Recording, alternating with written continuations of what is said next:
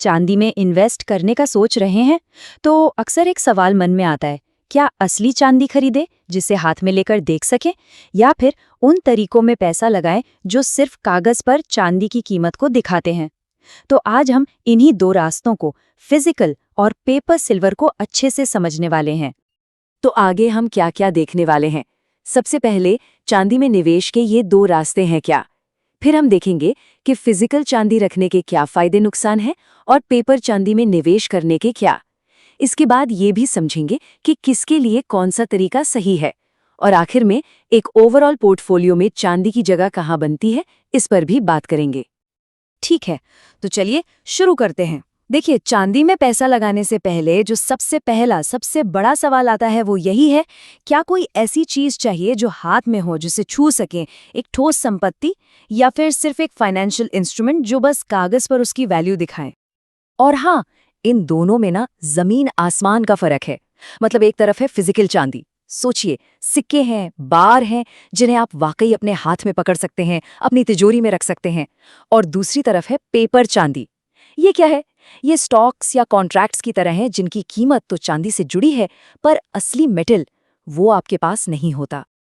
तो चलिए सबसे पहले बात करते हैं फिजिकल चांदी की, यानी असली चांदी खरीदकर अपने पास रखने की। इसका सीधा सा मतलब है कि उस मेटल के असली मालिक आप हैं, लेकिन इस ओनरशिप के अपने फायदे भी हैं और कुछ मुश्किलें भी हैं। अब फिजिकल चांदी भी ना कई तरह की होती है। अगर कोई बड़ा इन्वेस्टमेंट करना चाहता है तो उनके लिए चांदी के बार्स या बुलियन सबसे बेस्ट हैं। क्यों? क्योंकि इन पर मेकिंग चार्ज, जिसे प्रीमियम कहते हैं, वो कम लगता है। वहीं अगर कोई अभी शुरू कर रहा है तो सरकारी टकसाल के सिक्के एक अच्छा ऑप्शन है, क्योंकि उनकी शुद्धता की गारंटी होती है। पर हाँ, एक चीज का जरूर ध्यान रखें, ज्वेलरी या चांदी के बर्तन ये इन्वेस्टमेंट के लिए बिल्कुल सही नहीं है, क्योंकि उनकी कीमत में कारीगरी का बहुत ज्यादा पैसा जुड़ा होता है।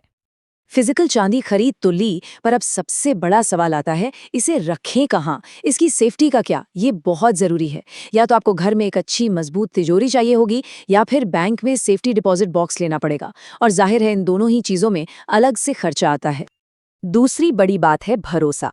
ये पक्का करना बेहद जरूरी है कि जो चांदी खरीदी जा रही है वो असली है, प्योर है।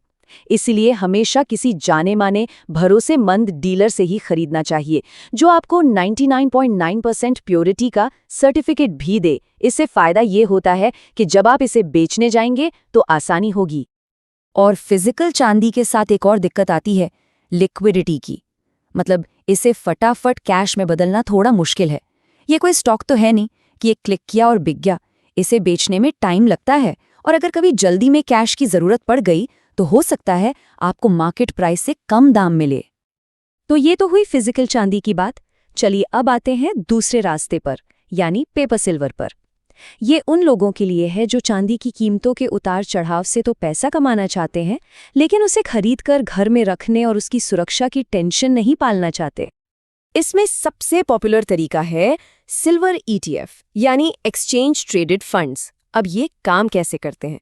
सोचिए, ये ऐसे फंड्स हैं जो असल में टन ऑफ फिजिकल चांदी खरीदकर बहुत ही सेफ वॉल्ट्स में रखते हैं।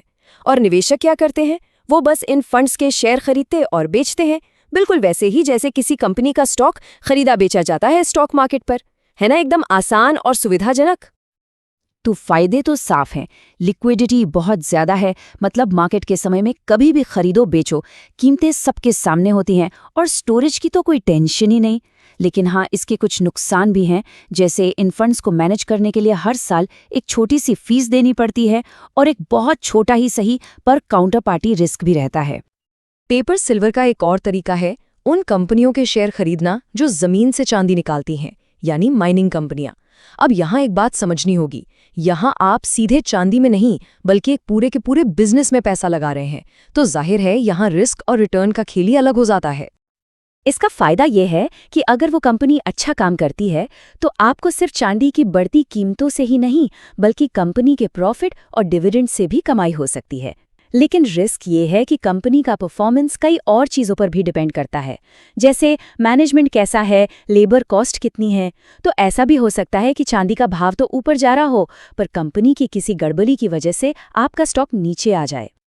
और आखिर में आते हैं सिल्वर फ्यूचर्स और ऑप्शंस। देखिए, ये बहुत ही कॉम्प्लेक्स फाइनेंशियल कॉन्ट्रैक्ट्स होते हैं और हम यहाँ एक साफ साफ चेतावनी देना चाहेंगे, ये बिगिनर्स के लिए बिल्कुल भी नहीं है। इनमें रिस्क बहुत ज्यादा, मतलब बहुत ही ज्यादा होता है और लोग अपना लगाया हुआ पैसा तो क्या, उससे भी कहीं ज्यादा गंवा सकते हैं।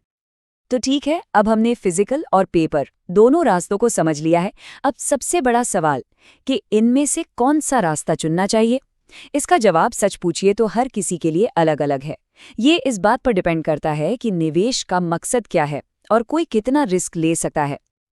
तो कौन सा तरीका किसके लिए सही बैठता है, चलिए इसे ऐसे समझते हैं। अगर किसी को असली चीज अपने पास रखने का सुकून चाहिए तो फिजिकल चांदी उनके लिए है। अगर सुविधा और खरीदने बेचने में आसानी सबसे जरूरी है तो ETFs एक बेहतरीन ऑप्शन है। जो लोग ज्यादा रिटर्न के लिए ज्यादा रिस्क लेने को तैयार हैं वो माइनिंग स्टॉक्स के बारे में सोच सकते हैं। और फ्यूचर्स, वो तो बस एक्सपर्ट्स का मैदान है।